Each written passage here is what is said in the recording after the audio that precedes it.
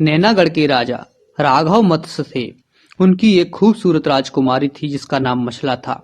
राजा राघव मत्स्य ने अपनी राजकुमारी के स्वयंवर की योजना बनाई। राजा राघव के पास एक तालाब था। उस तालाब में उनका पालतू विशालकाय मगरमच्छ था। राजा ने मछला के स्वयंवर की शर्त रखी, जो राजा इस मगरमच्छ को पराजित कर देगा उसी के साथ मछला का विवाह होगा। स्वयंवर की शर्त रखकर राजा टीका सभी राजाओं के यहाँ भेजते हैं। स्वयंवर में उरई के राजा भी भाग लेते हैं। महोबे के राजा परमाल, ब्रह्मा, आला, उदल, मलखान आदि सेनापति सहित आते हैं। इसके अलावा दिल्ली से चौहान, राजपूत भी आते हैं। सभी राजा मगरमच्छ को हराने की कोशिश करते हैं मगर हरा नहीं पाते। महोबे के आला मगरमच्छ को हरा देते हैं। फिर आला के साथ मछला का विवाह तय हो जाता है। इसके बाद स्वयंवर की शर्त ये भी थी, जो योद्धा खौलते तेल में स्नान करेगा उसी के साथ विवाह होगा। अब इस शर्त को कौन पूरा करे? ये शर्त आत्महत्या के समान थी। सभी राजाओं ने मना कर दिया। फिर महोबे के धांधु तैयार हो जाते हैं। धांधु आला का सौतेला भाई था। धांधु को मां शारदा का वरदान था। इस कारण धांधु गर्म तेल में स्नान कर लेता है और फिर भी उसको कुछ नहीं होता। फिर राजा परमाल धांधु को दूल्हा बना देते हैं।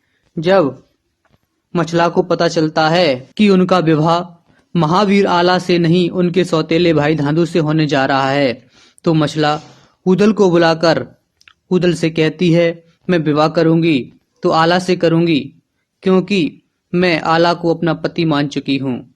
आला ही मेरे स्वामी हैं। अब तुम्हें ही आला से विवाह कराना होगा।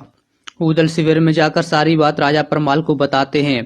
तो राजा परमाल धांधु से कहते हैं कि तुम आला को ही दूल्हा बन जाने दो। इस पर धांधु कहते हैं, शर्त मैंने पूरी की है, मछला से विवाह मेरा ही होगा। राजा परमाल मलखान से कहते हैं कि दूल्हे की पगड़ी धांधु के सिर से उतारकर आला को पहना दो। फिर मलखान दूल्हे की पगड़ी आला के सिर पर पहना देते हैं। इस पर धांधु गुस्सा होकर महोबा लौट रहे होते हैं।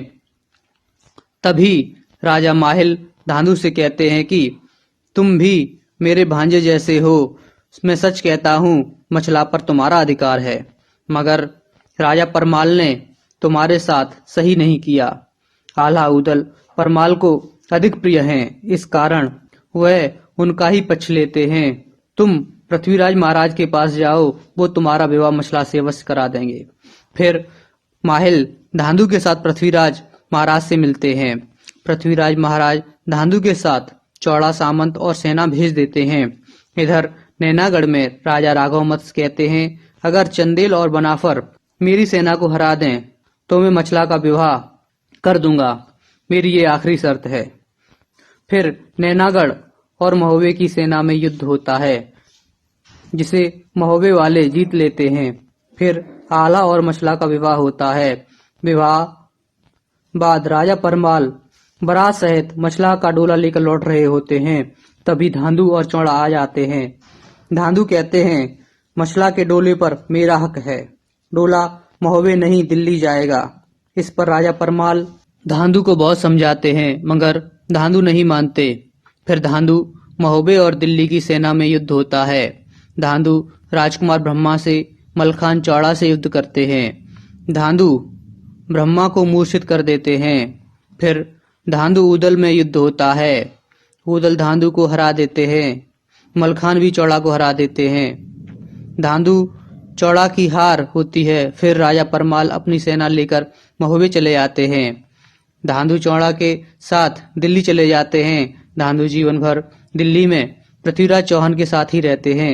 इधर महोबे में आला और नववधु मछला का स्वागत होता है। इस तरह राजा परमाल द्वारा आला का विवाह संपन्न कराया जाता है।